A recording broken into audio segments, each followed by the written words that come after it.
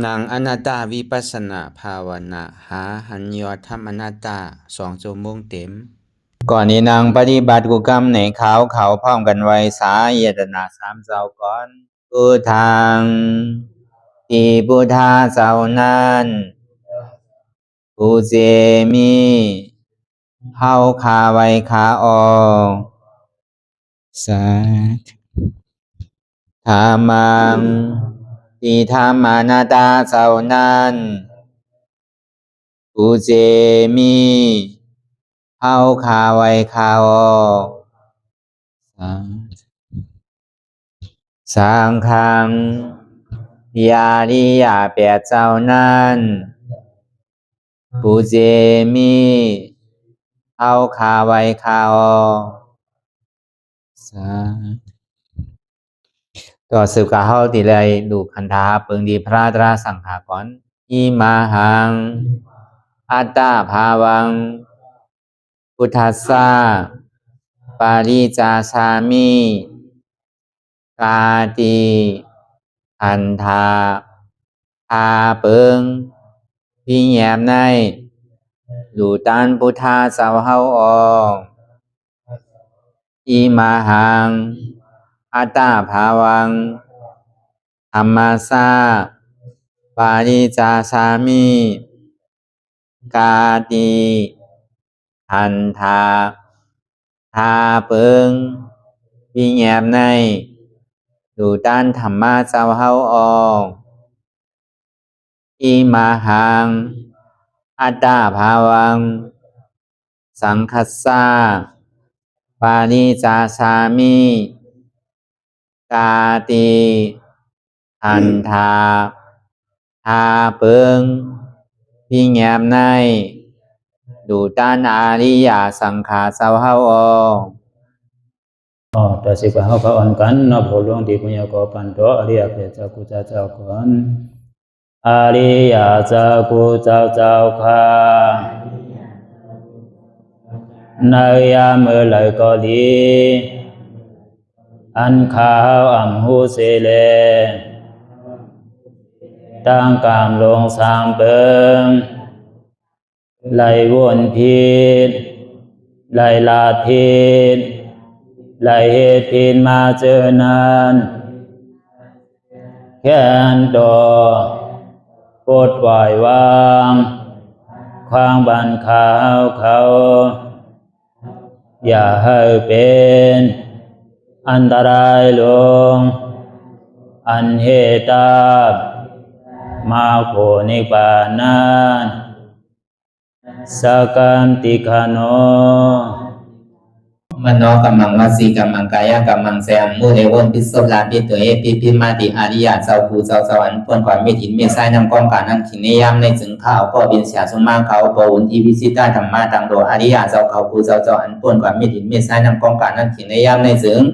สังวาเจ้าเขาภูเจ้าภูบายอกิเขาภูก็ภูก้นแสมมุเรวนพิศลาปิตัวเอพิมาติตนตัวสาวตั้งหลังนั่นในสังพยามมุเรนั่นในสังในก็ภูสังเป็นอันตรายเหตุมรรคผลนิพพานเจ้าไหวใส่ให้ทัศนานสีภาวตระปัน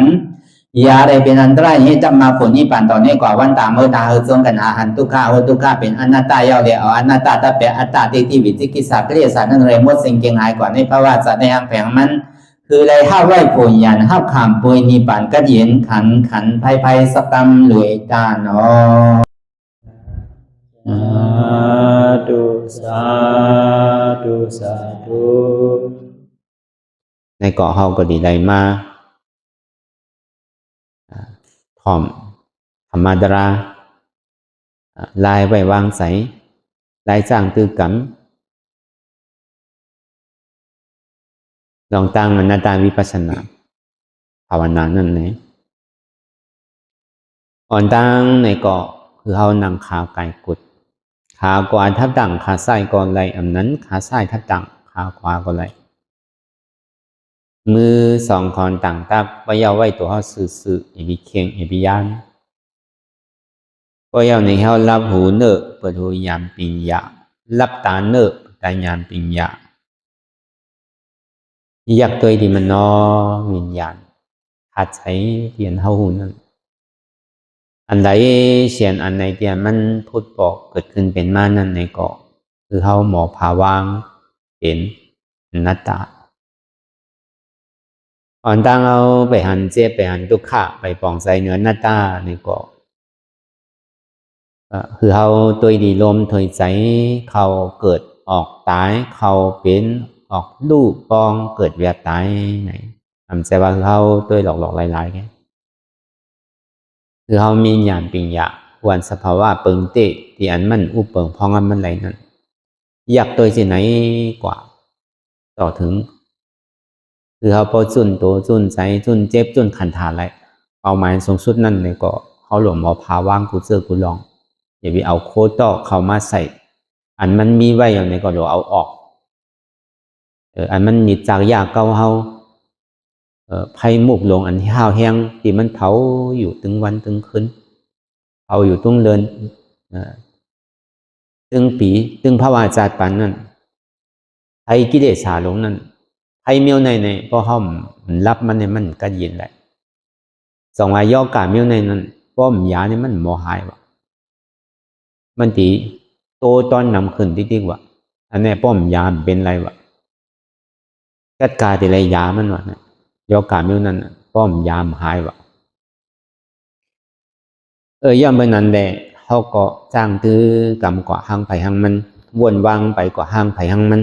ไผ่เฮ็ดไรซื้อหือไผ่วางไรซื้อหือในก็เฮ็ดกว่าลำลองมันเตะเกาะเขาอย่ามีเพื่อนอย่ามีนึงนั่นอันนี้เป็นคอลำลองไหลก็อย่ามีเจกมันขาดอนัตตาเนี่ยก็คือมันพอเป็นอนัตตาเตะเขาซ้ำว่าอนัตตาอันใดให้ซ้ำเป็นอัตตาอยู่นี่ก็มันงามกันอย่างเป็นนั้นในอันจ้างตื้อกรรมก็จ้างกว่าอันเท่าใครถ่อมอันเปลี่ยนแห้งใส่เฮาได้ไว้วางใส่เฮาเนี่ยก็ถ่อมกว่าจ้อมเฮ็ดกว่าจ้อมหนึ่งคนไหลในเกาะเฮาก็ดีเลยพึกกว่าก็เป็นนั้นในคำขึ้นวันทนเก่าในเกาะเมื่อวันคำพุทธคำพระเปลี่ยนเจ้าเฮาตึกเป็นหน่อร่องเจ้านั่นคือมีขันทีเหมือนหลังเจ้าจันตากุ้มมันล่าคือมีโอเปคาเหมือนหนังนาและท่าสางอันนี้ก็มันเข้าไปในปรมีชิบเปิงที่หน่อร่องพุทธคำพระเปลี่ยนเจ้าเฮาเมื่อย่ำไปเป็นพระลานนั่นนี่ก็ตึกสร้างปรมีขันทีอันสูงสุดย่อมก็อุเบกขาสูงสุดนั่นย่อมเป็นนั้นในบุญคำพระเปลี่ยนเจ้าเฮาว่าตีลูกข้าเก๋าเจ้าสังขารยาหันลูกข้าเก๋าเนี่ยว่าคือไว้ใจเหมือนหนังแผ่นดินเมืองว่ะคือไว้ใจเหมือนหนังบนห้องยาจูนั่นน่ะทั้งในห้องยาจูมันเป็นจังกันนั่นน่ะเนาะอย่าไปคือมันยอมตั้งไหลอย่าไปคือมันสูงตั้งไหลว่ะเป็นยองย่อเนี่ยก็อย่าไปกึ่งกลางโจมเตอว่ะเป็นเส้นเนี่ยก็อย่าไปกึ่งกลางโกเตอว่ะคืออยู่กลางว่ะอย่าไปยอมถ่ายไหลว่ะอย่าไปนักถ่ายไหลว่ะคือมันเป็นกันว่ะไว้ใจเมื่อหนังแผ่นดินเมืองว่ะอันดีก็ลงใส่อันจ้าก็ลงใส่โอใจเนี่ยคือไว้เหมือนที่นั้นเนี่ยว่ะดูฮักยาหันเขาในก็คือมีขันติปารมีนั่นแหละพอดีมีลองตั้งเยื่อนกันไรนั่นเนี่ยคือไว้ใจมันหนังขนใจจันตากุมาระที่อันสร้างปรมีขันติปรมีนั่นในย่อมเบอร์นั้นเนี่ยเขาก็เลยลาดไว้เย้าแหละในคำคืนหนึ่งคืนนั้นเนี่ยก็เขาก็ติเลยสืบพ่อปรมีชิบเปิงที่หน่อร่องเจ้าเขายังตึกสร้างปรมีอยู่แหละต่อถึงพอเตรียมทนมาเย้าเลยได้ขึ้นเป็นสมาสัมพุทธะพระเป็นเจ้าเขาเลยขึ้นมาเป็นสมาสัมพุทธะเย้าเนี่ยก็ซ้ำขึ้นวนลองตั้งหลังตีตัวเจ้าเก่าได้สร้างปรมีมาซื้อในแหละจองเอามาต่อใครเนี้ยลูกหักหมุนคำพระเป็นเจ้าก็เบอร์มันมีอจองมีเหตุมันหนังเก่าไว้เสพระเป็นเจ้าฮอตลาก่อเย้าในเกาะก้นเกาะไรตลาก่อตั้งน้ำย่ำเบอร์นั้นพระเป็นเจ้าที่ฮอตลาอันไรหนึ่งอันนั้นเพราะมันมีอโจเนี่ยพระเป็นเจ้าห้ามพ่อเพราะมันมีพรดีเต้นเนี่ยก็เบอร์ย้อนเบอร์ที่นั่นเลยไหนหมุนคำพระเป็นเจ้าเฮาจึงที่ฮอกับกายเลยลองเจ้าจันตากุมมาระอันเป็นขันธีปรมีเมื่อป่นมาตั้งหลังป่นมานั่นส่วนนี้มีคุณออกคำชื่อว่าเอการาจาวะอันอุบวันอุบเมืองแหละ要个มีลูกมีเมียอยู่ในสี่ก่อเพราะนางจุ่มหลวงนั่นนางมัชชาชายายนางเอราวดี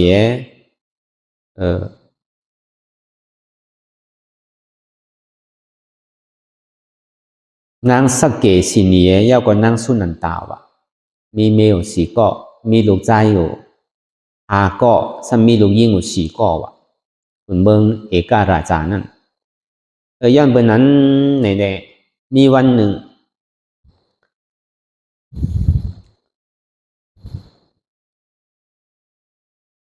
ปุโรหิตเนี่ยนะพระห้องว่าบุงหน้าปุโรหิตนั่นกันท่าหาราเนี่ยปุโรหิตกันท่าหารามันจำเป็นก่อนแทบตัดอามูแทบตัดลองพิษลองเปิงอันเปิ้นไรเฮ็ดมีอุบัติเหตุเขาว่าแต่ยาตุจีนั่นน่ะเนาะแทบตัดย้อนเปิ้นนั้นเลยเมื่อโหหลูเงาปึ้งมันแต่ก่อมันก่อจอมทำจอมสั่งว่าผิดก็ว่าผิดถูกก็ว่าถูกว่ะเพื่อกะหึงเป็นหึงมาเนี่ยเปิ้นสมเอาเงินใส่มันนี่แหละก้นผิดในสมเอาเป็นก้นอันหมานว่ะก้นหมานในสมเอาเป็นก้นอันผิดว่ะย้อนเปิ้นนั้นมีวันหนึ่งมีคนใจก่อนหนึ่งแหละก็เปิ้นมันบ่เป็นอันถูกอันแม่นแหละมันเป้กว่าเย้าแหละถึงตีปุงหน้าเนี่ยปุโรหิตนั่นมันได้กินเงินอันผายก้านเนี่ยมันซ้ำโยกเอาผายก้านในเป้แบบว่าก็เปิ้นนั้นนี่แหละมันก็ใจมีห้องให้ฉันมาเลยก็ในมายาดิขนใจจันตากุมาระแล้วในจันตากุมาระจึงได้ถามมันว่ามันมีรองชังล่ะมื้อเดี๋ยวเนี่ยที่แต่ในคำหมานก็ปุโรหิตเนี่ยมันกินเงินอันก้นผายผิดแหละมันซ้ำมาแทบตาคือคาก้านย้อนเปิ้นนั้นแหละมันตราสีนี่ว่าเพราะเป็นนั้นก็เจ้าจันตากุมาระเนี่ยก็สืบด้วยนั่นน่ะเพราะว่าก็สืบด้วยก็เป็นเตพอเป็นเตมันก็ห้องขึ้นมาเลยมาจับตัดขึ้นว่าอันเตก็อันดีอันหมานก็ตัดหมานกว่าอันผิดก็ตัดผิดกว่าก็ในก้นวันก้นเมืองเนี่ยก็หั่นใจมันหนักว่าเจ้ากุมาระก็เจ้าจันตากุมาระเนี่ยเป็นก้นหมานเมียนเตย้อนเป็นนั้นแหละคุณปอมันก็ปัญนาตีมันในพอในสังนั้นก็เข้ากาได้ลองคึงปองการกูเจอกูลองเนี่ยก็อาปันมันปุ่นหนึ่งเดือเสียนั่นมาเพราะไรคู่ว่าเจ้าจันตากุมาระนั่นเนี่ยมันแทบตัดสั่งถูกเนี่ยก็ยกคือมันเป็นตยาตุจียกคือมันเป็นโหเป่าแทบตัดลองตั้งผิดตั้งถูกอ่ะเพราะเป็นที่นั้นมาในปุ่งหน้าเนี่ยมันบ่ใจชีอิดว่ะปุโรหิตนั่นมันต้องคึงปองการตาดิหาแปดเจ้าจันตากุมาระเฉยๆว่ะพอถึงขิงถึงข้าวถึงย่ำมาก่อนกว่าเก่าดีหาแปดมันเนี่ยวะที่หาตั้งพิษมันเนี่ยวะในย้อนเปิ้นนั้นในแหละ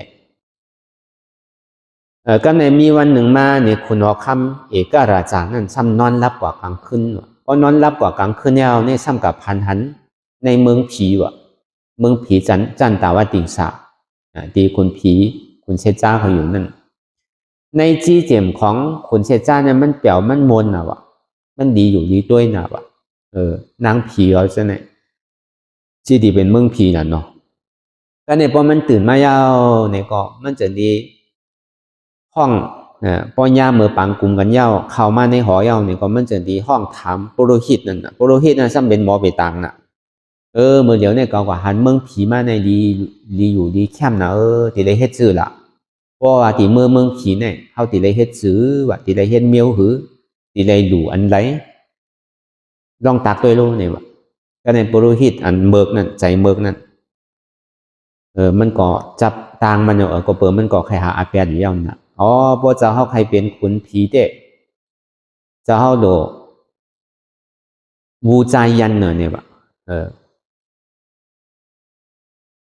ปูจอยันเนี่ยว่าซ้ำนี้เลยเฮ็ดเลยปูจอยันเนี่ยลูกจะเฮาตั้งเสียง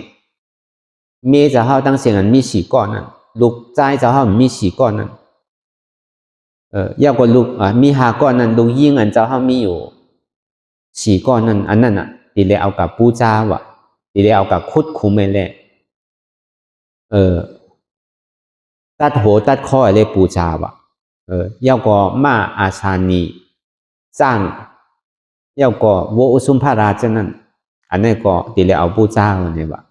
อีเต้เนี่ยพอมันที่ว่าเจ้าจันตากุมาระก็เหลียวในเปิ้นก็ซ้ำที่ว่าก็เปิ้นว่ามันมีรองตั้งพิษใจกันไว้แหละเปิ้นก็ดีทางพิษมันน่ะ พอเป็นเช่นนั้นก็ยากกันเชียงเขาพอจะเขาใครเป็นคุณผีในตีเลยเฮ็ดเช่นนั้น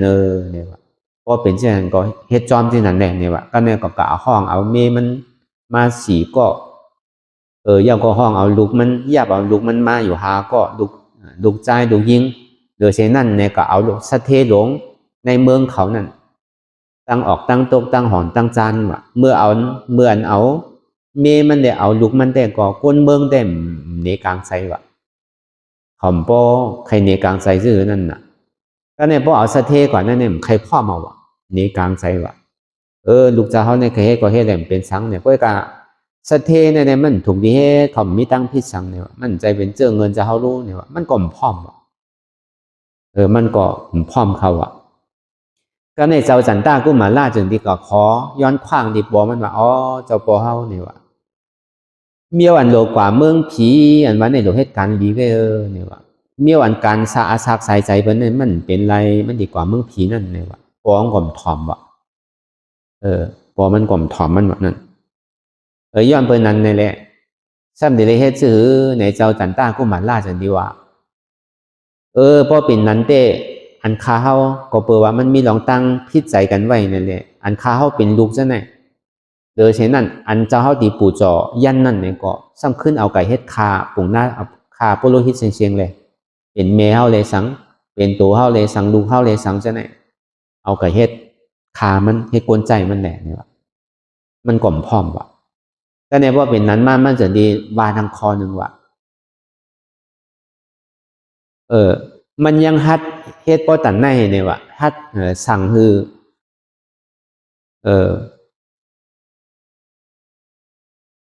เอาข้าวเขาตายเอาเมียข้าวเขาตายที่ไหนเนี่ยวันหนึ่งมากกว่ามันบอกเอาเจ้าเขาตายเจ้าเขาวนตัวยินดีแล้วเนี่ยว่ะก็เนี่ยมันก็สองจิตสองใจกันเนี่ยกรรมมันที่เจ้าจันต้ากุมารลาวาก็ซ้ำมี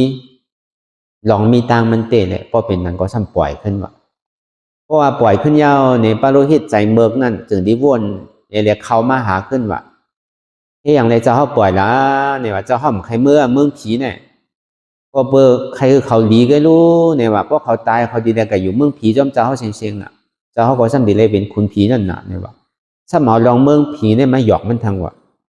กำในก็มันก็ซ้ำใครกว่าเมืองผีนั่นน่ะใจติดกว่าเมืองผีนั่นน่ะเพราะเป็นนั้นมาเนี่ยก็ซ้ำกับห้องเอามัดทางว่ะมัดอะไรมาจู้กันเหมือนเก่าขึ้นว่ะกำในพอมามัดจู้เหมือนเก่ากันขึ้นยาวเนี่ยก็เจ้าจันต้ากุมารล่าเนี่ยก็ซ้ำกับย้อนกับว่าทางปอเฮานี่ว่ะสังว่าเอาลูกเอาสังในตายในได้ตีเลยกว่าเมืองผีอันว่านั้นให้อย่างในโปโลหิตนั้นซ้ำเอาลูกเอา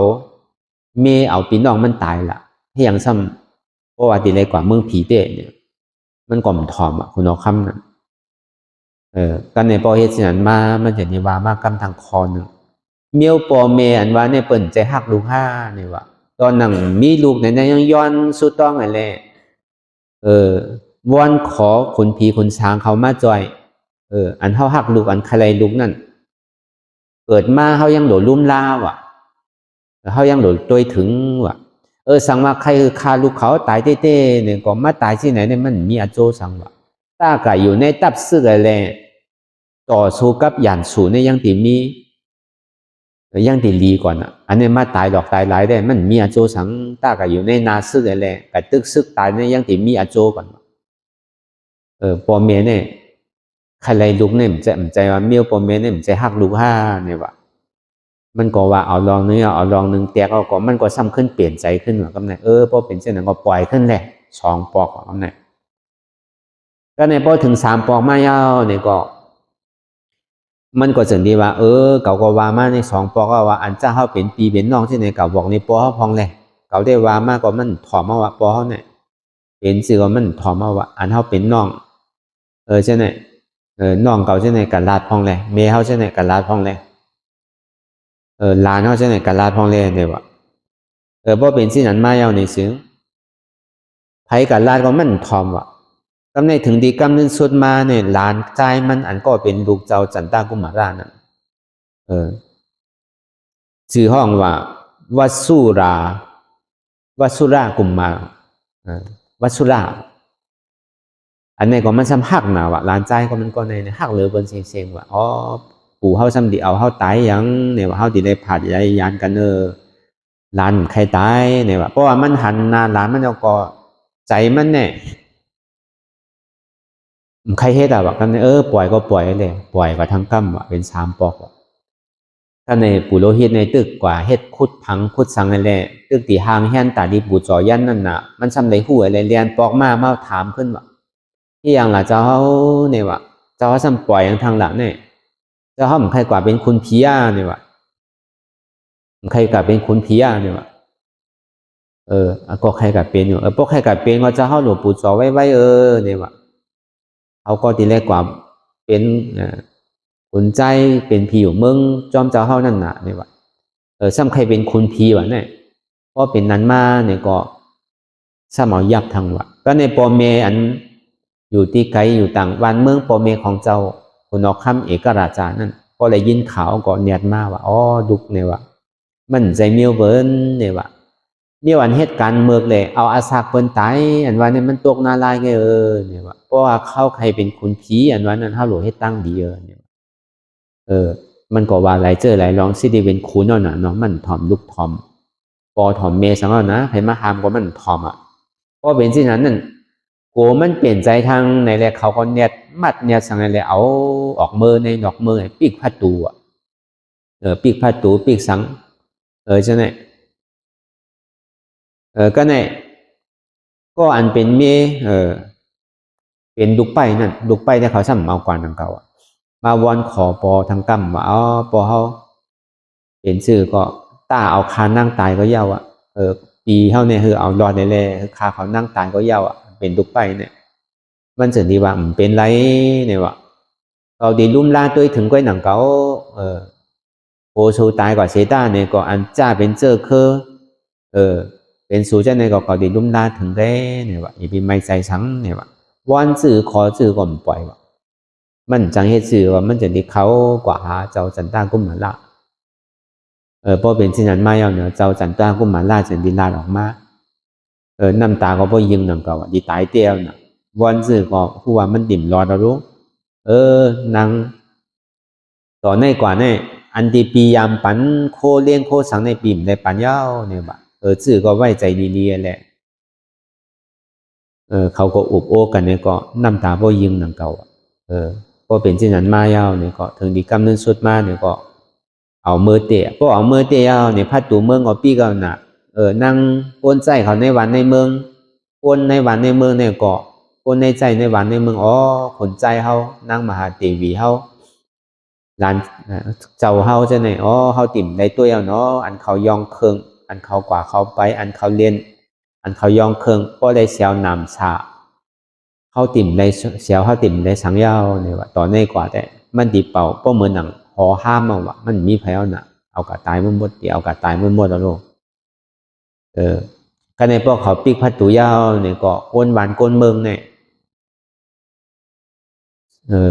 ก็เป็นอันห้องอันให้อันเสียหลายเต้ๆว่ะแล้วก็เพื่อหังอย่างขุนเนี่ยเป็นเงือเนี่ยว่ะเป็นเฮ็ดตั้งดีเป็นดีกว่านี่ป่านอันนี้สมัยแหมก้นสมัยดีกว่านี่เอาดีกว่าเมืองเพียนว่านั่นมันดีกับเป็นไรมันดอกการน่าไล่แค่เขาก็ว่าเช่นนั้นก็ในส่วนนี้มีนกบินห้องมาเนี่ยนกไอ้เนี่ยสังวาสุใครกินเนี่ยก็วันเหมือนในเนี่ยเป็นตีแหมนางเตวีเขาตีแหมขุนใจเขามดยาวเนี่ยพอใส่สุใครกินกว่าตีอันเป็นเฮ็ดทางเฮ็ดไว้นั่นแหละเนี่ยสุตีไรกินเนี่ยว่าเหมือนในเป็นตีแหมอ่ะเนี่ยเป็นตีแหมอ่ะเป็นตีคาตีแหมอ่ะพอเป็นสิ่งนั้นเนี่ยก็เขาก็เอาอ่อนกันเอากว่าตีคุมไม่มากแต่ก็ตันเหมือนหนังก้นยาตรวจยาต่ำอ่ะเขาเฮ็ดปันนั่นโคอันนั้นโคยองโคสังก็เอาออกไงยาวก็คือไปตีนหลอกลายๆแค่คือใส่แคบคำแคบสังอ่ะเหมือนหนังก้นมีต่ำมันอ่ะพอเป็นสิ่งนั้นมาเนี่ยของมันก็ห่างแห้งป้านคำไว้อ่ะมันโดเอาอันนั่งเอาอันเจ้าจันตากุมารลากไว้ไปตอนตั้งอ่ะปุโรหิตนั่นแล้วก็เบอร์มันเป็นเงาอันที่มันเป็นหยาดสู่กันไว้แหละมันพิษใจกันไว้แหละมันจะดีเอาผ้ามีเดแหละเรื่องตีตัดคอไว้วะเนี่ยเพราะว่าตีตัดคอก็ขุนเสียจ้าเนี่ยวินลงไม้เนี่ยไม่อยู่เนื้อกลางเฮาเนี่ยเมื่ออย่าไปเฮ็ดเนี่ยวะ เพราะว่าเมื่อเฮ็ดเนี่ยเมื่อเตอโตมันก็ดีแหมเมื่อแปดมันเหลียวก็มันก็ดีพันคอเมื่อแปดมันเหลียวก็มันเหลียวเนี่ยเอามันตกใจแบบว่านั่นปุโรหิตนั่นเอามันตกใจก่อนแลนว่ะมันก็ปล่อยเขาหมดว่ะเพราะเป็นที่นั้นมาก้นวันก้นเมืองเนี่ยเป็นเยื่นอะไรพอเยื่นอะไรก็ทุบป้อมันเนี่ยก็เอามันตายทางทีแบบก็เนี่ยมันซ้ำขึ้นตีเขาซ้ำดีอ่านกว่าแหมกับป้อทุบอันขุนเมืองเอกราชานั่นก็เนี่ยขุนใจจันตากุมารราชจันดีหามไม่ว่าอย่าไปเฮ็ดเนี่ยว่ะเห็นสื่อก็เย้าอ่ะอย่าไปเฮ็ดเนี่ยว่ะก็ในขุนพีจันดีว่าเมื่อในเมืองน่ะเมื่อป้อมมีปิญญาตั้งหู้เมื่อเป็นเป็นขุนเมืองเนี่ยกึ่งเป็นขุนเมืองเฮ็ดเนี่ยว่ะอันใดผิดอันใดถูกก็หู้ว่ะกลุ่มกะไทยเมืองเพียนว่าเนี่ยป้อมเฮ็ดดีเนี่ยจ่องมันมากกว่าไรจ่องมันมากกว่าใจว่ะป้อมมีศีลมีธรรมมีตาหน้าศีลานั่นจ่องมันดีมากกว่าไรเดี๋ยวเสียเมื่อเฮ็ดแต่เมื่อดีกว่าหน้าไล่ก็ที่อยู่เมื่อนั้นมันเป็นไรหรอกดีมากเมืองผีนั่นเนี่ยว่ะอันนี้ตัวคุณเชษจ้าลาดกำเหนียวอันนี้พอเป็นที่นั้นมาเนี่ยก็คนวันคนเมืองเนี่ยพร้อมอ่ะป้อมปันตายก็อย่าพี่ปันมันอยู่ในวันในเมืองเขาเนี่ยส่งมันกว่าอยู่ที่อันวานตุกตะวานจันทรานวันนั้นวานอันก้นตุกข่าเลยเพิ่นนั่นพอเป็นที่นั้นมาเนี่ยก็เขาจังนี้ยกยองเอาเจ้าจันตากุมารราชขึ้นเป็นคุณเขาพอมันนั่นก็อยู่ที่อันวานตุกข่าลำบากในเฮาว่าไว้สินั้นมาเจ้าจันตากุมารราชก็สำขึ้นจอมตราขุนชิบเปิงเฮ็ดทางสร้างปองกะเฮ็ดตาหน้าสีล่างกว่าแล้วก็ไปหังไหนลองจะต่อเจ้าจันตากุมารราชเนี่ยมันบอกนี่ลองเปิงว่าลองตั้งเยื่นกันในดีเต้เพราะมันใครเฮ็ดให้ปันปุโรหิตนั่นก็ไหลคำเดียวมันก็เป็นคนมีอนาคตหนึ่งเพื่อการมันก็เยื่นเอาขันถีเยื่นเอาเยื่นต่อถึงป้อชุดนั่นน่ะอันนี้จังที่ห้องว่าขันดีบารมีอันนี้ก็กับการเลยลองคันดีบารมีเหมือนเฮาเฮ็ดอยู่พ่อย่ำเดี๋ยวเนี่ยก็ดีเลยว่าเอามาใจตื้อเป็นตราเฮาก็ไรหนังเก่าตัวหนังย่ำมีไผตีมาว่าเฮาตีมาเฮ็ดทางเฮาคือเฮาบ่ตายตีมาเฮ็ดทางเฮาพ่อแม่พี่น้องเฮาหิมหอมจำเฮานั่นเปิ้นย่ำเฮ็ดอะไรตันนั้นเฮาสำรวจตึกโตตึกเป้โตเป้ใส่กันน่ะอันนี้ก็เอาในใส่อกใส่ใจในคันติบารมีในจัตตพุทธังคัมราเป็นเจ้าเฮาคือมีใจขันติที่มีใจเยื่นกันเฮ็ดให้ต่ออันก้นใครเฮ็ดให้ต่อเจ้าเก่าอันนี้ก็สอนให้ฮู้ว่าคือมีรองตั้งขันติบารมีอันนี้ก็เป็นตอนสอนฐานเฮาที่เป็นแห้งตาดีจังคือกรรมกว่าตั้งนานนี่ก็อันใดเสียก็ยากเพราะเฮาหมอใจเนี่ยก็มันก็เป็นตรานั่นน่ะก็ในซ้ำขึ้นสืบมาเนี่ยข้าวยามมันก็ยังตื่นเรือของสืบมาในจัตตพุทธคัมภีร์เป็นเจ้าเฮาเป็นอุเบกขาปรมีอันที่เป็นนารธาช้างนั่นพอเป็นนั้นมาเนี่ยมีวันหนึ่งมาพุทธคัมภีร์เป็นเจ้าเฮาจึงที่ฮอปันเจ้าสังขายานเขาว่าเนี่ยว่าใจเฮาเนี่ยหรือไว้เป็นอุเบกขาไว้เหมือนหนังแผ่นดินเมืองว่ะมันใครตกมาสื่อก็ป้องท่ามข้างลาว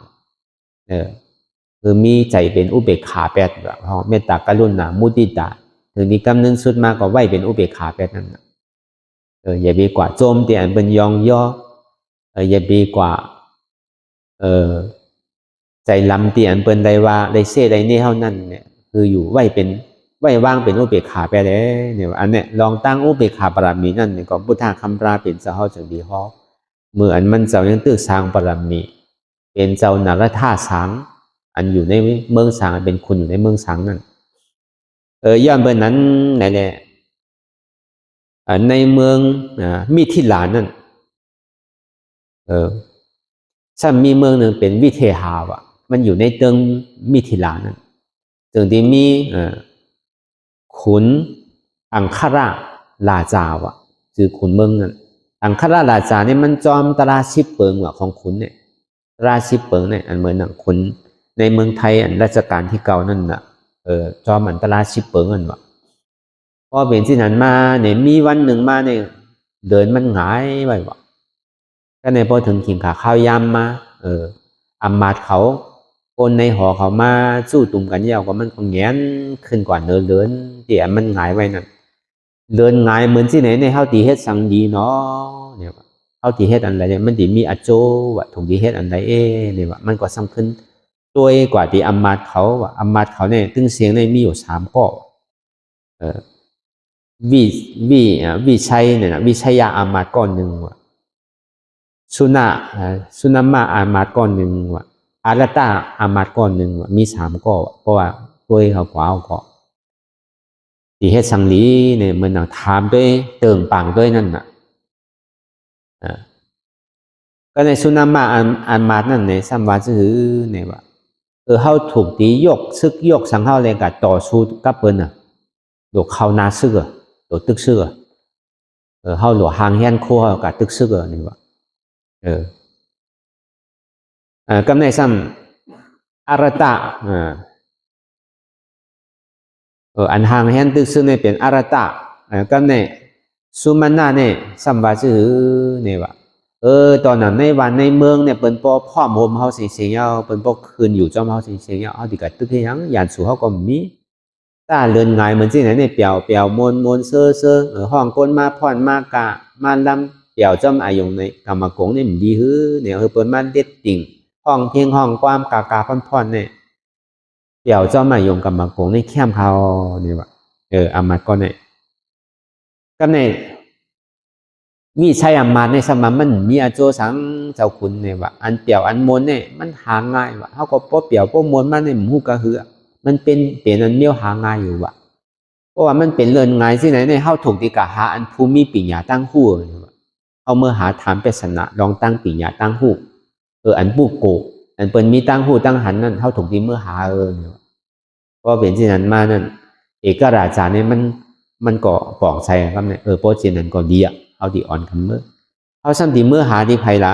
เนี่ยอามาตย์เขา3ก้อนนั่นก็ต่างก็ต่างว่าสลักเขาในเดียวในนั่นน่ะ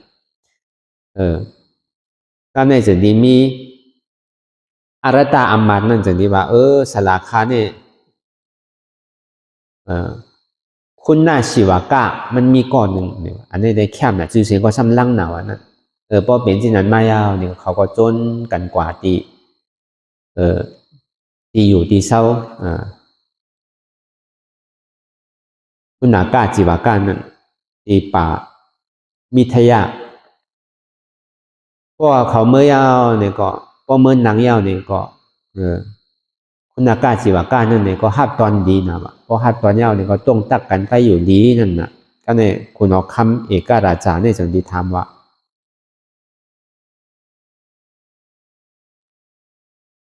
พอเฮ็ดสังเนี่ยว่ะซ้ำดีไรกว่าเมืองผีว่ะพอเฮ็ดเมียวไรว่ะเฮ็ดอันใดดีไรกว่าเมืองผีว่ะพอเฮ็ดอันใดท่านดีตกหน้าลายว่ะมันถามมันได้ว่ะการดีและการอำดีนั่นการกู้โสและอากู้โสนั่นเฮ็ดการเมียวไรแหละดีไรกว่าเมืองผีว่ะเฮ็ดการเมียวไรในตีตกหน้าลายเนี่ยว่ะอันนี้มันย่ำตั้นตอบเตอเนี่ยมันสำคัญสืบกว่าทั้งว่ะพอเมเฮาคู่เสียชุมมาเฮาที่อันมีกลุ่มเกจูต่อเขานั่นเขาตีไรไว้วางใจซื่อหือเนี่ยว่ะถามไม่เช่นนั้นว่ะก็ในพอเป็นที่นั้นมาเนี่ยมันจะดีตอบวายสีนั้นมาเนี่ยมันก็ซ้ำตอบขึ้นนั่นน่ะเฮ็ดกู้โสกอมได้กู้โสวะเฮ็ดอากู้โสกอมได้อากู้โสวะเฮ็ดกู้โสกอมได้เหมือนเฮาอ่านกันเฮ็ดกู้โสวะเฮ็ดอากู้โสกอมมันได้ห้ามวะเฮ็ดดีไรลีมีเฮ็ดให้ไรให้มีเนี่ยวะคนเปิ้นแปดเปิ้นแหลนได้เนี่ยว่าเมืองผีว่ะเมืองสางว่ะเมืองนาลายว่ะที่ไหนมันมีว่ะมันสมาที่ไหนตอบเช่นนั้นว่ะอันคนเฮ็ดตั้งดูตาหน้าเนี่ยเป็นก้นเงือว่ะอันก้นย้อนเนี่ยเป็นก้นแยดว่ะมันว่าที่ไหนที่คุณออกคำว่ะก้นเฮ็ดตาหน้าเนี่ยเป็นก้นเงือว่ะมันมีอาโจสังว่ะ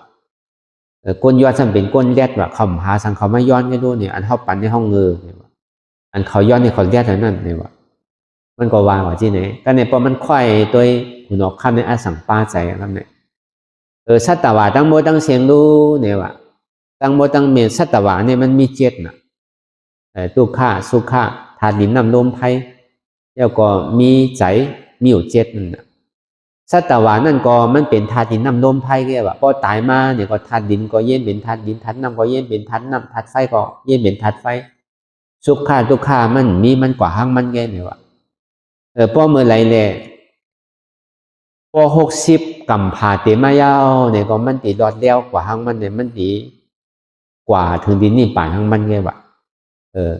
เฮ็ดให้เฮ็ดเมื่อเฮ็ดเรื่องสังเนี่ยก็มันมีตั้งพิษสังว่าเหมือนหนังพอเขากับค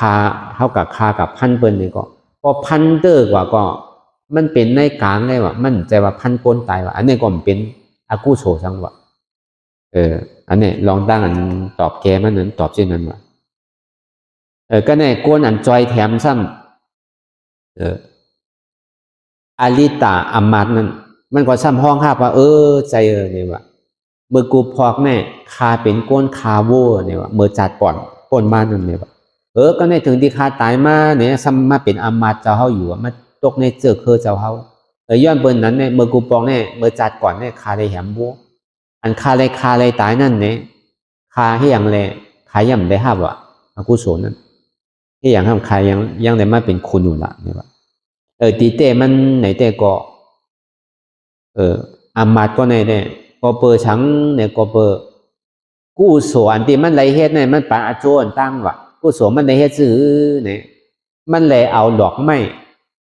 กับปูจ่าที่เป็นเศรษฐีกองมูของพระเป็นเจ้ากษัตริย์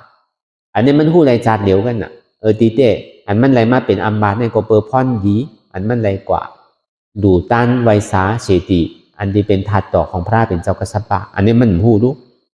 อันนี้นาราท่าช้างเนี่ยมันแก่กว่านั่นเพื่อการพระเขาตีว่าเนี่ยมันยาวน่ะตีเต้มันอะไรมากกู้ส่งมาเดียวเนี่ยวายเสียเนี่ยมันตายกว่าเนี่ยหู้ว่ามันขึ้นตีโลกตั้งไตขึ้นอันนี้มันหู้ว่าเพื่อการมันซ้ำถางว่ามันต้องจัดปอกเดียวก็โดนจัดเดียวก็โดนมันว่ามันได้เป็นก้นแหมโบมาตลอดอ่านโหป่าโหเหงมันเนี่ยถึงที่มันตายมันย่ำกระตกน่าไล่เนี่ยว่ามันสามารถเป็นอมาตอะไรอยู่ก็ในสองมาในส่วนนี้มีก้นทุกขาดใสหันใจก้อนหนึ่งว่ะอันนี้ก็เมื่อก่อนอันตั้งจัดก่อนเนี่ยมันยามเป็นสัตเทมาว่ะรูตันเจ้าก็กำศีลกำธรรมไทยมากกว่าดูแล้วนะเป็นก้นใจบุญใจศีลนั่นน่ะถึงที่มาจัดในเนี่ยมันสามารถเป็นก้นทุกข้าวว่ะก้นมีเงินมีคำสั่งว่ะย้อนเบนนั้นอันคาไรหรือได้ต้านไว้ในปองมันมีอาโจสังเอาเนี่ยมันสมบูรณ์ว่าที่นั่นว่ะอดีเต้เมื่อจัดหลังปางก่อน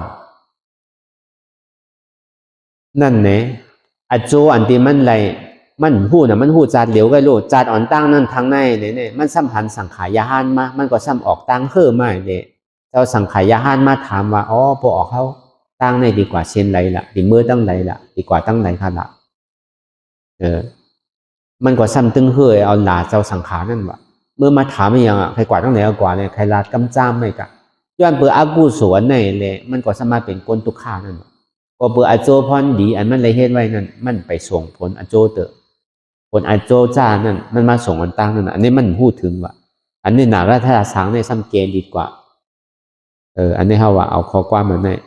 ก็เป็นที่นั้นมายาวเนี่ยก็มันป้อใจนะว่าก็ในคุณออกคำมันป้อใจอันดีคำถามคำตอบในนะว่าคุณออกคำ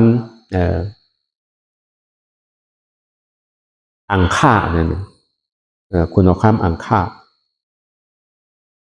เอกราชเนี่ยมันจะเอกราชมันเป็นคันดิปารามีเนาะคุณออกคำอังคาระคุณออกคำอังคาระเนี่ยมันป้อใจอันคำตอบคำถามที่อันคุณากาศิวากานั่นพอเป็นที่นั้นยาวมันก็ปอกมากขึ้นยาวก็เฮ็ดกว่ากาวางการเป็นว่าอันทำชิดเปิดเนี่ยมันเฮ็ดเอาว่ะเปียวมนเซอจอมอายงกรรมากงอันต้อนยามดูก็มันดูอันเมื่อข้าวยามดูเอาชิ้นก็เอาเขาในเงือมาตึงปอกอันเนี่ยเขาเงือมานำเนาะก็ในได้โอจากโคของเงินคำเขาเนี่ยเขาดีเปียวมนก็ปันดูต้านสังดูต้านก็มันมีอาโจสังเหตุการณ์ดีก็มีอาโจดีสังพอมันเตรียม60กำผ่านเนี่ยก็มันตีรอดกว่ามันตีเข้ากับนี่ป่านก็เนี่ยตีกัดเย็นกว่าตีหายกว่าห้างก้อยมันซ้ำเอาความ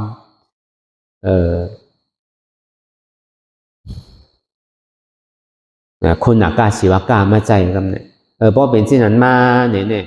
ก็เนี่ยก็นั้นอยู่ในหอนั่นเจนดีกว่าบอกตีนางดุจจ้าเนี่ยดุจจ้า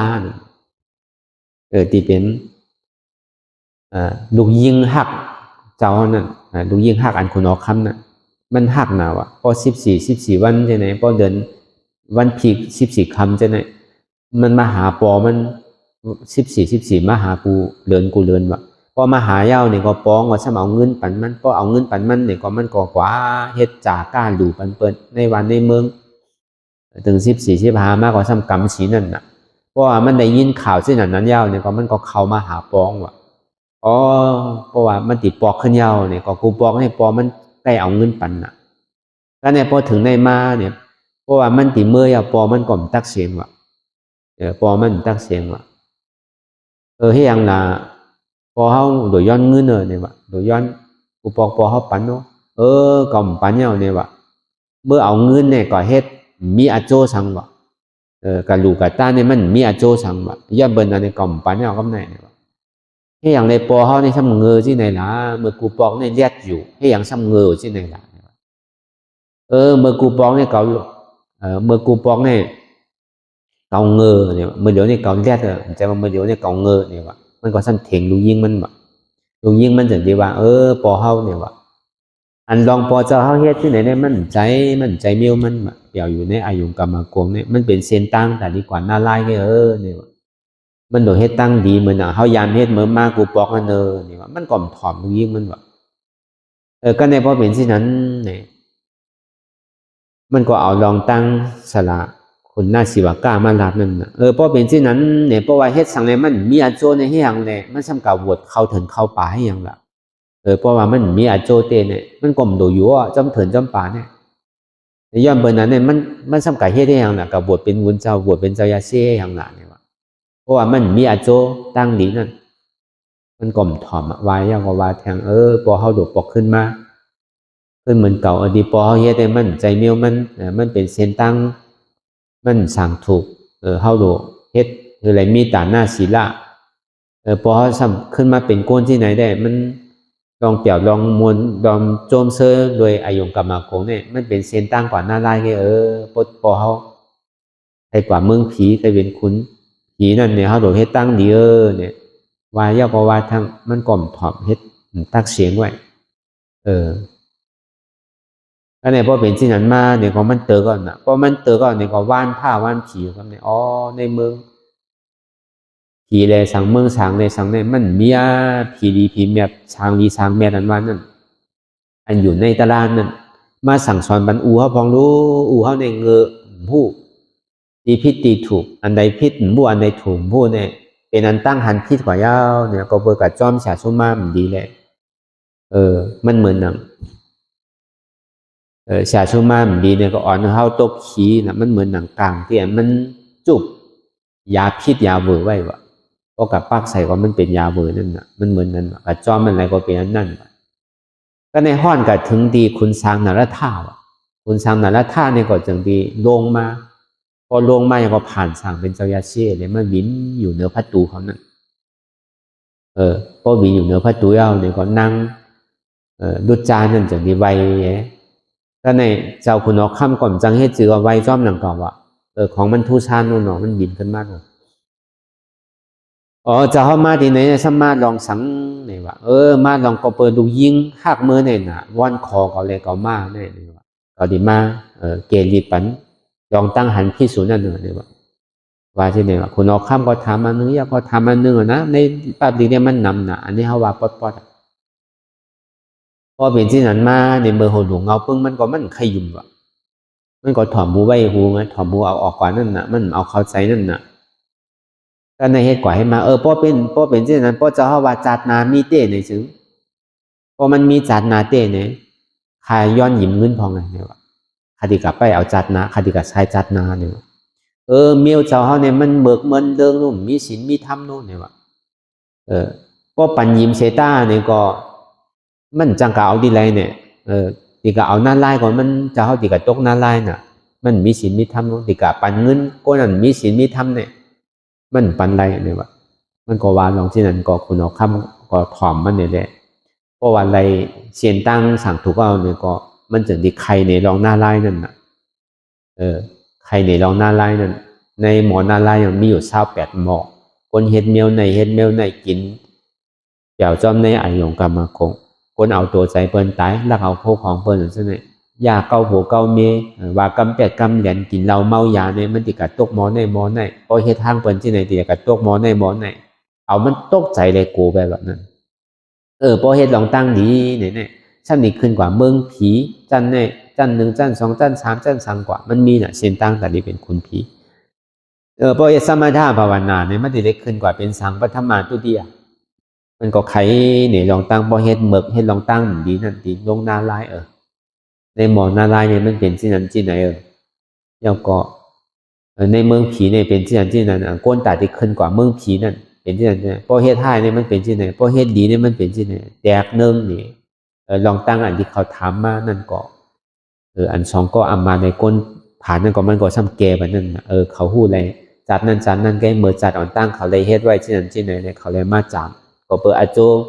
พรดีมันส่งอันตั้งอาโจพรท้ายเนี่ยมันย่ำไปส่งเนี่ยมันมาเป็นอมาตก็อันเป็นผานั่นก็เบอร์ว่าอาจองให้มันมาส่งก็เบอร์มันเลยกันละบุญเจ้าเขาอะไรเอาใจลำใจกรรมเนี่ยก็เบอร์นั้นมันเกิดมาก็เป็นทุกข์ก็เบอร์อันมันเลยอยู่ไรต้านไว้เป็นชัดเทนั่นก็อาโจพรดีเนี่ยมันย่ำไปมาเติมเนี่ยมันไปได้ภาพเปิด2ว่าพอเขาเฮ็ดดีก็ไรดีเฮ็ดให้ก็ไรให้เย่าแต่ว่าบางปอกเขาเกิดมาในพระวาจารย์ปันเนี่ยเฮาว่าตั้งแต่เฮาฮู้ความมาเนี่ยเฮาก็เฮ็ดตั้งดีอยู่ติ๊กๆมันก็ติฮู้เฮาก็ดูก็เฮาก็รู้เต้ๆนั่นน่ะศีลเฮาก็เฮ็ดสมาธิวิปัสสนาเฮาก็เฮ็ดให้หยังเฮายังตึกเหมือนเก่าอยู่ยังตึกผ่านอยู่ย่ำมักมีเนี่ยอันนี้มันเป็นอาจ้องปัจจุบันน่ะอนาคตได้ก็ตั้งดีอันว่านั้นเฮ็ดไว้ก็มันผิดนั่นน่ะเฮ็ดดีก็ดีได้ดีเฮ็ดให้ก็ดีได้ให้จังหวะในพระวาจาปานในเนี่ยมันก็พอเกิดมาเฮ็ดกาวากาเป็นเฮ็ดผิดศีลผิดธรรมก็ซ้ำตามดีอยู่ติ๊กๆมีเงินมีคำอยู่บางมีหลีเป็นอยู่ก็ดีเอาตั้งเฮ็ดมันเนี่ยมันซ้ำอยู่จอมทำเฮ็ดผิดเฮ็ดผิดศีลผิดธรรมมันก็ดีใครเหมือนเช่นนั้นก็เปิดอโจพรดีอันไรเฮ็ดไว้จัดก่อนเนี่ยมันก็เลยมาจำป่วยจัดเนี่ยอโจพรให้อันนี้มันเฮ็ดอยู่ในจัดในก็จัดนาซ้ำอยู่ได้ฮับนั่นก็จัดนึงก็จัดก็เหมือนไรเนี่ยกู้โสมันเชียงเอาเนี่ยก็อากู้โสก็ซ้ำดีในคำนั่นเก่าลองตั้งหนาและท่าช้างนั่นเนี่ยก็คือเขามีลองไปวนว่าเนี่ยไม่เป็นตารางหนึ่งว่าตอนนั้นมันถามกับกูเจอกูลองอุเซต้าเนี่ยก็มันก็ยังว่างไว้เป็นอุเบกขาเนี่ยใจดีใจยาวๆเลยตอบแกปันเปียชนะขุนเมืองมิถิลานั่นอันห้องชื่อว่าขุนอังคราขุนอังค่านั่นก็เบอร์นั้นเนี่ยก็ไหวเสียนั่นมากกว่ามันก็ซ้ำขึ้นปอกมาหันหมานแมนขึ้นหนึ่งกันเนี่ยหันหมานแมนเพราะมันในถ่อมตราเจ้านาราท่าช้างขุนช้างเอาเกาะมันก็ปอกขึ้นมาขุนช้างก็ปอกเมื่อขึ้นไหวเสียนั่นมากเขาก็เฮจอมตราชิบเปิงอันขุนมีนั่นเนี่ยก็ปอกขึ้นมาดูตันปอกขึ้นมากำชินกำทำแล้วไหวเสียนั่นสุดเสียงอายุอาศักสายใจกว่าเอาเนี่ยก็ฮอดกับถึงดีเมืองผีอันนี้ก็ฟังว่าในคำขึ้นวันเมื่อไหร่เนี่ยก็เขาเอาลองตั้งขันดีบารมีจันตังกุมาระยาวกว่าอุเบกขาบารมีนารัท่าช้างในสองจัดเนี่ยเอามาเขาอกเขาใจเขาเนี่ยก็กับพอดีเอามาจ้างในการตลาดเขารู้แต่ในเฮ็ดจื้อเนี่ยเหมือนเขาว่านั่นนะมีขันติเหมือนเจ้าจันตังกุมาระก็หนึ่งอันนี้เขายังมันถึงบอกขนาดนู้นเนาะเป็นมาว่ามาเชมาเนเป็นใครคาใครแหมเขาใช่ไหมเขาก็ย่ำถึงบอกขนาดนั้นก็เย็นอยู่ก็นั่นเนี่ยพอเขาอยู่ในทองอยู่ในช่างในพอดีไปคาไปแหมเขาเสียอันนี้ก็เป็นเปิงหนึ่งอันนี้เขามาอยู่ที่ไหนก็มันมีไผ่ไม้ยามาเก้าเขามีไผ่ไม้อยู่จำเขาเลยเอาไม่ค่อนงาเขาไปก็มีก็เอาผ้ามินงาเขาไปก็ย่ำมีก็อันนี้ขันติอันนี้เยินตัวเยินใจเงี้ยน่ะขันติในตัวในใจกันนั่นแหละมันใจขันติที่ตั้งนอกเนาะอันนี้ก็เอามาใจเป็นการตลาดอะไรนั่นก็ก็ในอุเบกขานั้นรู้มันใครมาสื่อเปลี่ยนสื่อก็เย่าคือเขาวางกลางคือเขาอย่าไปใจติดใจจับใจเป็นอันนี้ก็มันเป็นการอุเบกขาบารมีอันหนึ่งคือเขาปล่อยภาวางไปเลยลองหอลองเฮิร์นลองใจติดใจจับใจเป็นลองตั้งหลังในสังลองตั้งนาในสังนี่ดีกว่าเอามาบด ปีกเสียงปิดตาปิดหูหลังปีกโซปิกตัวเนี่ยเป็นห้องเป็นอุเบกขาบารมีนะครับมันก็สนใจมันก็วนจังนั้นน่ะอุเบกขาโจข้าวนั่นน่ะเนาะมันจะอุเบกขาต่อโจนะในการที่เฮาในอุเบกขาเนี่ยก็มันเป็นอุเบกขาญาณนั่นเก่าในญาณวิปัสสนาของป้านั่นเก่าสังขารอุเบกขาญาณนั่นน่ะคือวางสังขารานั่นเป็นอุเบกขานั่นสังขารนั้นอุเบกขาญาณนั่นอันนี้ก็เลยว่ามันสำมากนั่นเก่าเพราะเฮาเป็นสังขารอุเบกขาญาณเนี่ยนี่ก็วางเป็นอนัตตามันติดจับกับตัวมันติดจับกับใจมันติดจับกับเจ็บมันติดจับกับขันธะวางมันเป็นอนัตตานี่ก็เลยว่ามันเป็นสังขารอุเบกขาสังขารอุเบกขานั่นเก่าอันนี้ก็พอเฮาเอาอะไรมาจ้างคือกรรมเวลาเฮานี่ก็อันนี้ก็เอาเข้าอกเข้าใจเอาวางให้ได้เป็นการตารางก่อนเนี่ยก็ในนั่นเก่าในจัตตพุทธคัมภราชเป็นเจ้าเนี่ยแล้วก็บนนั้นเนี่ยก็เฮาทัดสางตัวในตัวในใจคือเฮาหมอปล่อยหมอพาหมอบ้างอย่าไปจิตอย่าไปจับอย่าไปกับมันเจ็บมาที่ตัวก็มีตัวเจ็บมาที่ขาก็มีขาเจ็บมาที่ต้องก็มีต้องเจ็บมาที่หัวที่มือก็มีเจ็บที่ใจก็มีอันเจ็บของมือเดียวเนี่ยก่อนใจเก่าอนัตตาเฮ็ดจังได๋ก่อนนิติกะโกเรานาเด้โกเรามันရှိဘူးนาแล้วทุกข์เด้ทุกข์ဆိုတော့ငါတော့မပိုင်ဘူးအနတ္တပိုက်แล้วนาပိုက်แล้วมันရှိဘူးนาแล้วทุกข์เด้ทุกข์ဆိုတော့ငါမဟုတ်ဘူးအနတ္တစီခေါင်းแล้วนาเด้စီခေါင်းတော့မရှိဘူးนาဆိုတော့ทุกข์เด้ငါမဟုတ်ဘူးအနတ္တကောင်းแล้วนาเด้ကောင်းမရှိဘူးนาဆိုတော့ရှိတယ်นาဆိုတော့ทุกข์เด้ငါမဟုတ်ဘူးအနတ္တကိုယ်လို့မရှိအနတ္တကိုယ်လို့นาကိုယ်လို့မရှိนาဆိုတော့ဒုက္ခတယ်ငါမဟုတ်ဘူးအနတ္တစိတ်လို့ကျင်းတယ်စိတ်လို့နာတယ်စိတ်လို့ခံစားတယ်စိတ်လို့မရှိဘူးနာဆိုတော့ခံစားဆိုတော့ဒုက္ခဖြစ်ကြတယ်ငါမဟုတ်ဘူးအနတ္တငါแล้วนาတယ်ငါလို့မရှိนาဆိုတော့ဒုက္ခတယ်ငါမဟုတ်ဘူးအနတ္တနော်ယုတ်วิญญาณเวทนาငါမဟုတ်ဘူးအနတ္တယုတ်လာဆိုတော့ခဏခဏဖိဖိပက်ပက်တယ်ဒီဖိဖိပက်ပက်ဆိုတော့ဒုက္ခတော့ရှိတယ်ဒုက္ခဆိုတော့ငါမဟုတ်ဘူးအနတ္တสมาธิที่ဒုက္ခစေจติสมาสังกัปปะဒုက္ခစေจဆိုတော့ငါမဟုတ်ဘူးငါတော့မပိုင်ဘူးအနတ္တပါလာဆိုတော့ကျင်းมาတော့ခံစားဆိုပူဆိုတော့အလုံးမှာတော့ငါမဟုတ်ဘူးအနတ္တနော်တရားတော့ခဏခဏတော့ကိုယ်လိုလာတယ်ခဏခဏတော့စိတ်လိုလာတယ်ခဏခဏဆိုတော့အားလုံးတော့နာတယ်ကိုယ်လိုမရှိငါတော့မရှိစိတ်လိုမရှိနာဆိုတော့မရှိဘူးรูปขันธาอนัตตาวิญญาณขันธาอนัตตาเวทนาขันธาอนัตตาสัญญาขันธาอนัตตาสังขารขันธาอนัตตานามรูปังอนิจจังนามรูปังทุกขังนามรูปังอนัตตาสัพเพสังขาราอนิจจาสัพเพสังขาราทุกขาสัพเพธัมมาอนัตตาธรรมะတရားအလုံးမှာဆိုတော့အနတ္တအမျိုးပဲအภิဓမ္မာဒေတောင်းနထောင်းสุตันตาနတောင်းတထောင်းဝိနယနတောင်းတထောင်းธรรมะတရားဆိုတော့စစ်တောင်းလေးထောင်းမှာสัพเพธัมมาอนัตตาအနတ္တအမျိုးပါလာဆိုတော့စိတ်ခဏခဏတော့တွားစိတ်တော့ခဏအနာကဆိုတော့တွားအတိကာလဆိုတော့တွားစိတ်ဆိုတော့ငါမဟုတ်ဘူးငါတော့မပိုင်ဘူးနာလာပြီဆိုတော့စိတ်တော့မှန်တယ်နာမလာဆိုတော့စိတ်တော့ခဏခဏတွားတယ်နာပြီဆိုတော့ကြောက်ဆိုတော့တရားတော့မတွေ့တော့ဘူးနော်နာဆိုတော့မကြောက်ဘူးထိုင်ဆိုတော့ခဏခဏတော့မလဲဘူးနော်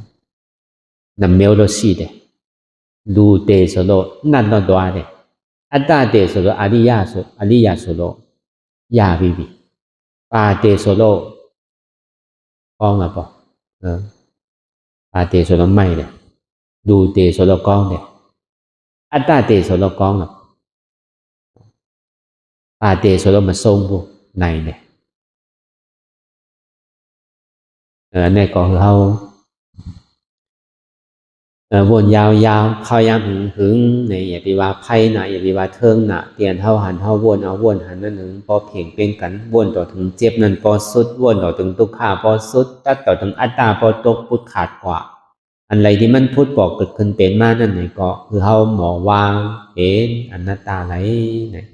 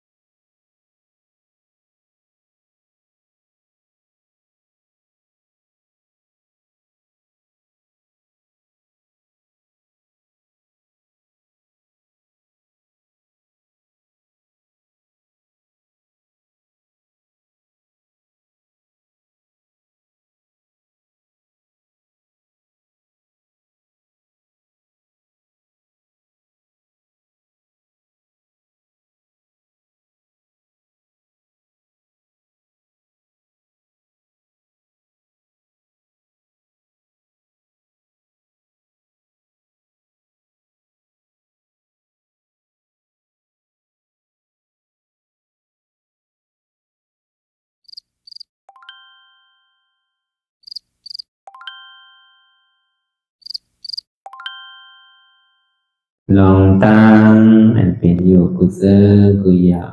ย้ายข้องคำไว้ที่ใส่หูถอดถอนออกที่ใส่หูมันออกเสียงก่อน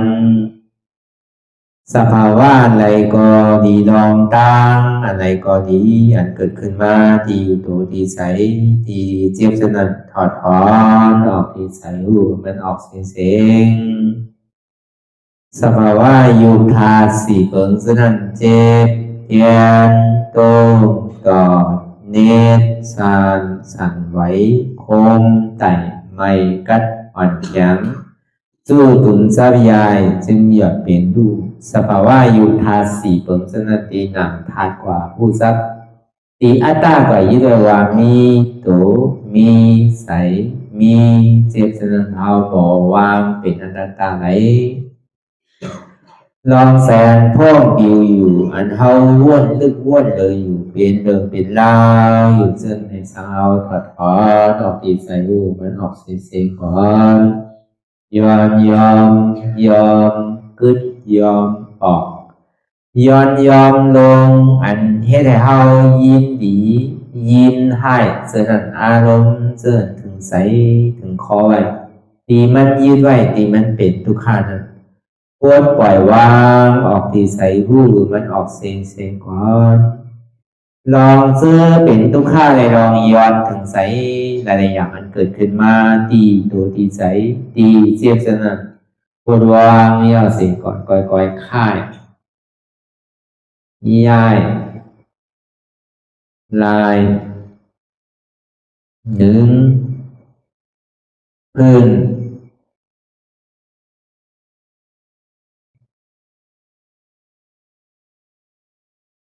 พยายามไหนก่อยเปิดตา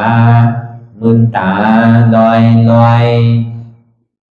ได้เป็นการปฏิบัติธรรมโคตรอายธรรมอันเกิดขึ้นที่โตที่ใสที่เจ็บอันนั้นโคนหาเหตุหาเงาพระจองทุกขันนั้นต่อสื่อการในเฮาที่ได้ส่งเมตตาถึงวิเนยสัตวะทั้งหมดทั้งสิ้นก่อนอิดาเมปุญญังอาสวะคายังนิบานังวาหอตุมาปุญญาภากังสเปสัตตาสัมมาลาภันตุอีตังเมปุญญังอันเฮาคาไลมาตือกรรมปฏิบัติวิปัสสนาภาวนาหาอันยอดธรรมอนัตตาในอาสวะคายังเป็นอันถาสัพตัดเตนาสวะสีเปิงเสียวแลนิพพานังตีนิพพานันขอดูให้ถึงเสกัมติคามาปุญญาภากังพรดีอันคามานาวิปัสสนาภาวนาทรงยืนปันสเปสัตตานังเอวปอเมสลาญาติกาดึงเคเจอเคได้ก็แลจากว่าสัตวาทั้งสิ่งทั้งดวงนั้นสมาลาพันตุอะไรพรดีนำกันตั้งเฮาคา ตังสิงสกัมติคาโนสาธุสาธุสาธุ ต่อสิกว่าเขาอ่อนกันนับหัวหลวงที่ปุญญาโกปันโตอริยเปเจ้ากูเจ้าก่อนอริยเจ้ากูเจ้าข้าในยามเมื่อไหร่ก็ดีอันข้าวอ่ำหูเสเลตั้งกามลงสามเปิงไหลวนพิษไหลลาดพิษไหลเหตุพิษมาเจอนานแค้นดอ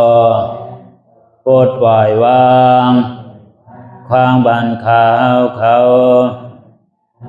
อย่าให้เป็น